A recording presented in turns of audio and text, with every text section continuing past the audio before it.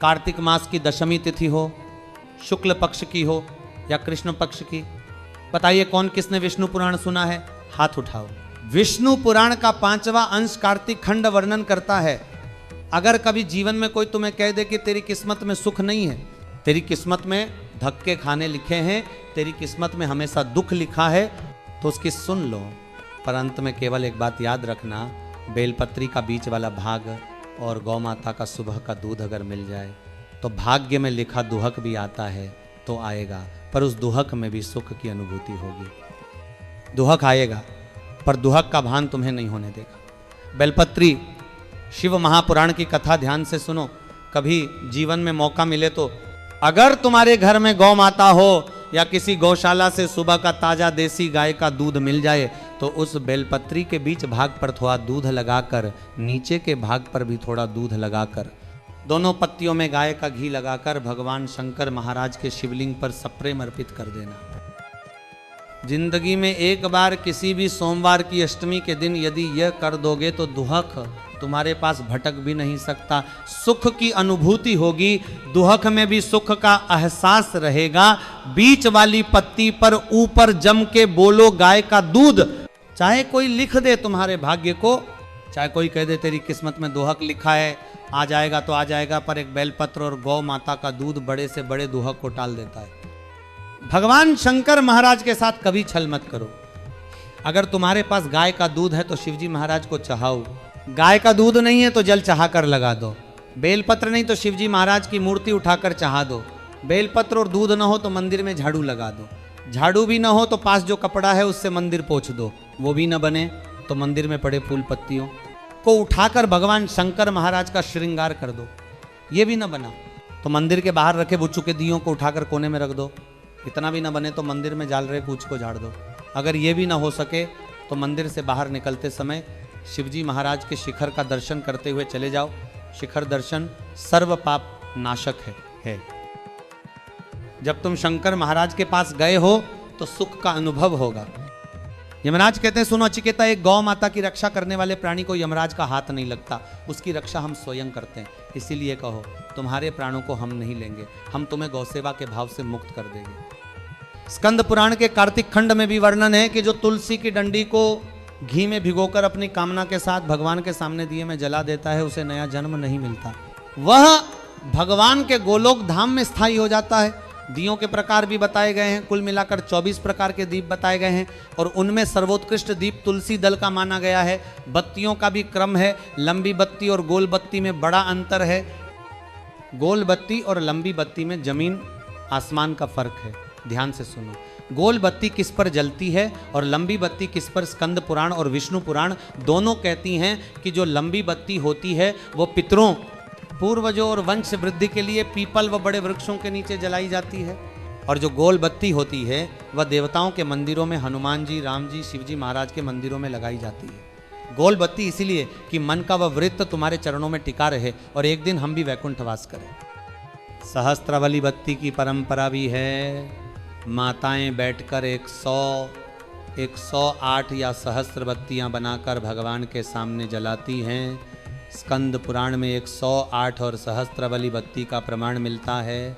यदि किसी ने तीर्थों की यात्रा नहीं की हो तो 108 बत्ती बनाकर किसी नारायण के मंदिर में, किसी शिव मंदिर या देवी मंदिर में देवता के सामने घी में भिगोकर प्रज्वलित कर देने से उन सारी तीर्थों के दर्शन का फल प्राप्त होता है। शंकर जी का एक नाम बटकेश्वर महादेव भी बताया गया है। बोलो जम के बटकेश्वर महादेव महाराज।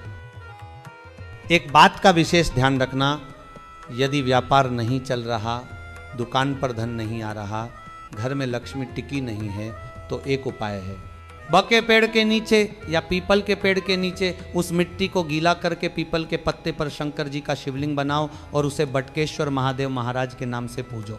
7 बार कच्चा दही चढ़ाकर उस दही की 1 चम्मच मात्रा लेकर जहां तुम कमाने बैठते हो अपने दुकान पर स्वस्तिक बनाकर लगा दो और जिस पत्ते पर बटकेश्वर महादेव का तुमने निर्माण किया था उसे विसर्जन कर दो। 3 महीने के अंदर तुम्हारा व्यापार तीव्र गति से चलने लगेगा, लक्ष्मी की कमी नहीं होगी। शमी का पौधा भी महत्वपूर्ण है।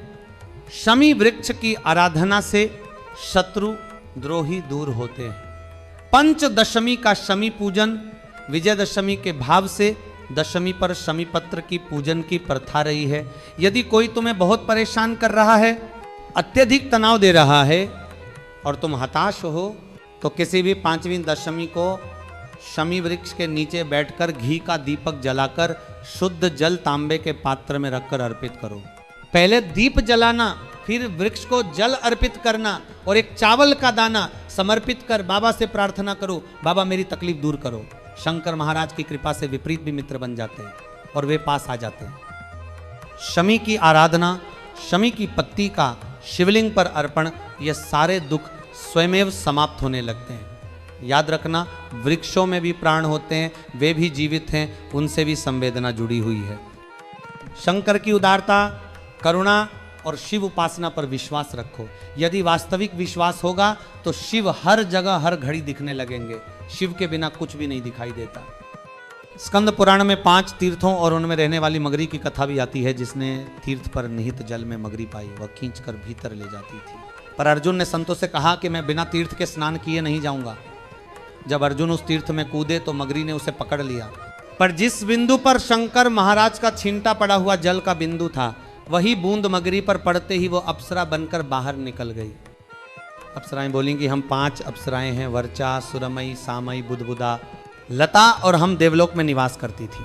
नंदनवन में वे साधुओं द्वारा की जा रही शिव आराधना से प्रभावित होकर वहां आईं और साधुओं को अपनी ओर आकर्षित करने की लीला करने लगी। परंतु यदि कोई मनुष्य शिव आराधना में लीन है तो उसे कष्ट न दो, अन्यथा उसे अनेक कठिनाइयां सहनी पड़ सकती है। कथा में वर्णित है कि जिस पात्र में शिव को जल चढ़ाया जाता है, उस पात्र में बड़ा बल आ जाता है। यदि किसी रोगिण का बुखार कम न हो रहा हो तो उस पात्र को पानी में डुबोकर उसकी पट्टी रोगी के सिर पर रखने से 20-25 मिनट में बुखार उतरना प्रारंभ हो जाता है।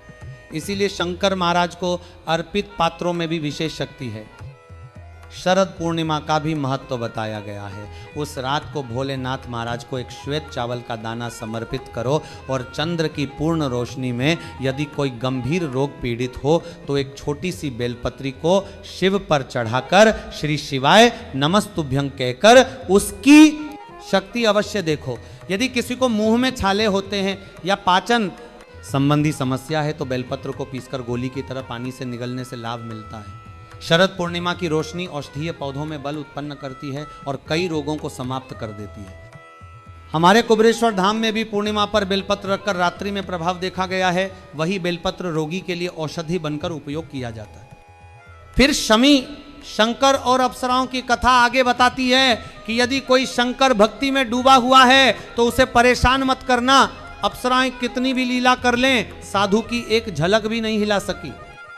और एक बार फिर स्मरण, यदि किसी के व्यापार, परिवार या स्वास्थ्य में संकट है तो बेलपत्र, गौ माता का देसी, सुबह का दूध, तुलसी का दीप और शमी पूजन, ये सब उपाय हैं।